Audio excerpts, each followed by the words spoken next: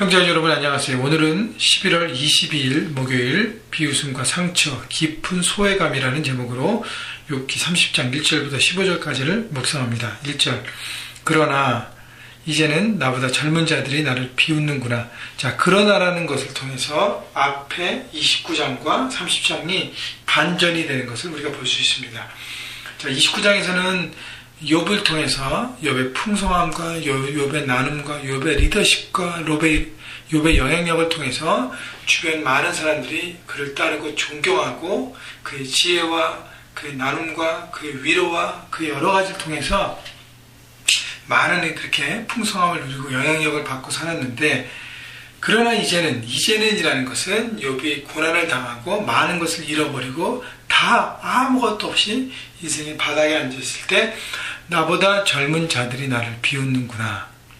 그들의 아비들은 내가 보기에 내 양떼를 지키는 개 중에도 둘만 하지 못한 자들이라.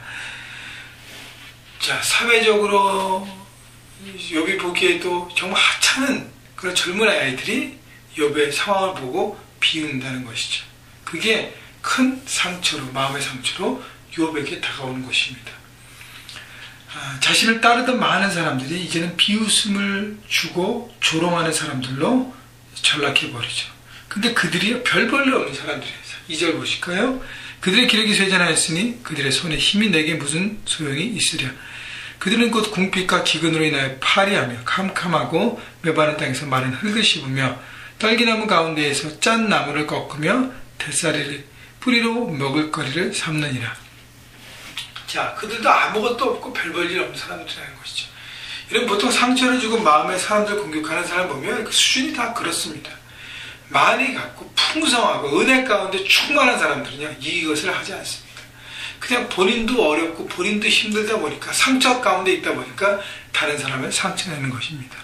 여러분 보십시오. 여러분의 가운데 여러분의 상처내는 사람들 보면 그 사람도, 그러니까 의도적으로 상처를 내는 사람들 보면 그 사람도 상처투성이에요.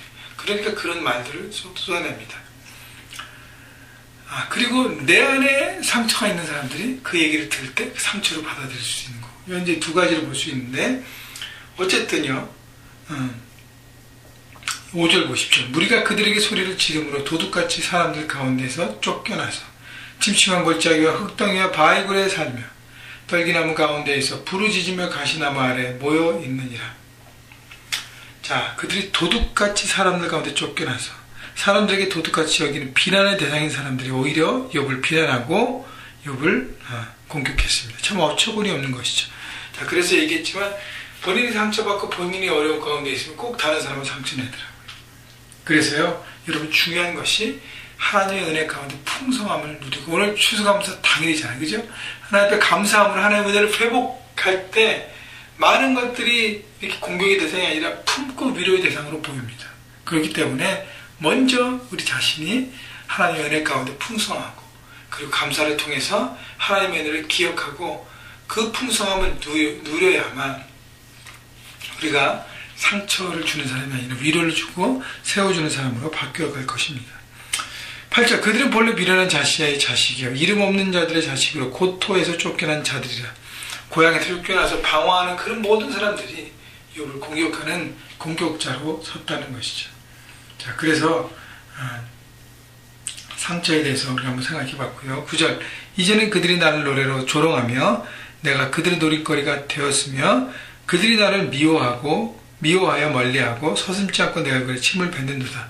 자, 세상은요, 강한 자에게는 머리 숙이고 약한 자에게는 우습게 여겨 하대합니다.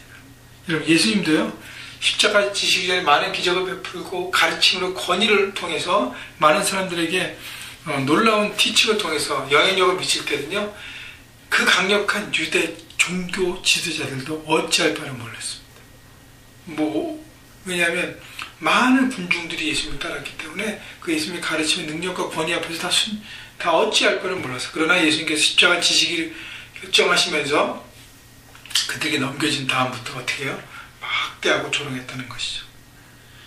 여러분, 그렇기 때문에 세상의 원리 가운데 살면 안 됩니다. 여러분 주변에 여러분보다 힘이 세고 여러분의 능력 있고 여러분의 강한 사람들에게 머리 숙이고 여러분보다 더 약한 사람에게 그런 사람은 상처를 주고 막 하대한다면 여러분은 세상과 똑같은 마귀의 사람일 것입니다.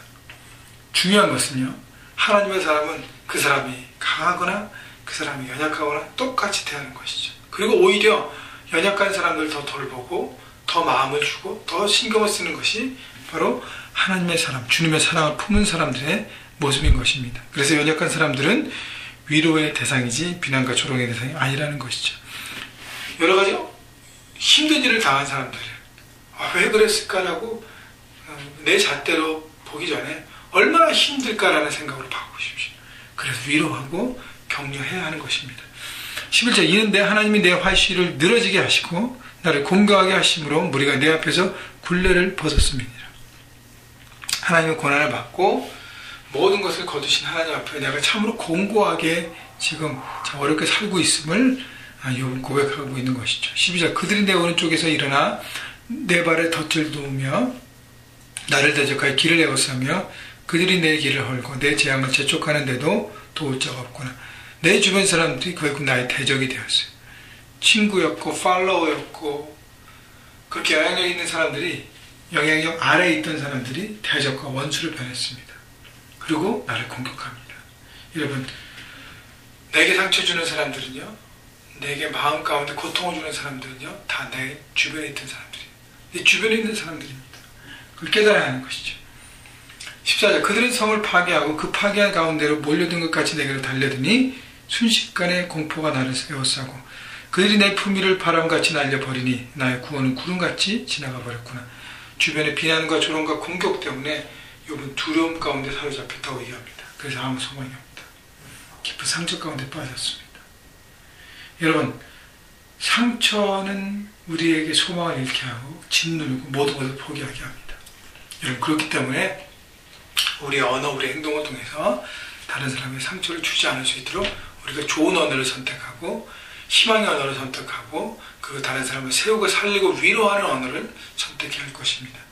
자, 그래서 상처를 주는 사람이 아니라 위로하고 세우는 사람으로 여러분 그렇게 살아가기를 바라시고요. 여러분 주변에 돌아보시면서 여러분 오늘 또 추수감사 당일인데 또 산 사람에게 감사하시고 하나님이 주신 일들을 통해서 기억하고 감사하시고 그 감사를 또 잊어버렸다면 지난주에 설교 홈페이지에 올린 지난주 설교를 다시 한번 들으시면서 내가 어떻게 일상생활에 감사해야 될 것인가를 놓고 작은 것에부터 감사를 시작하십시오.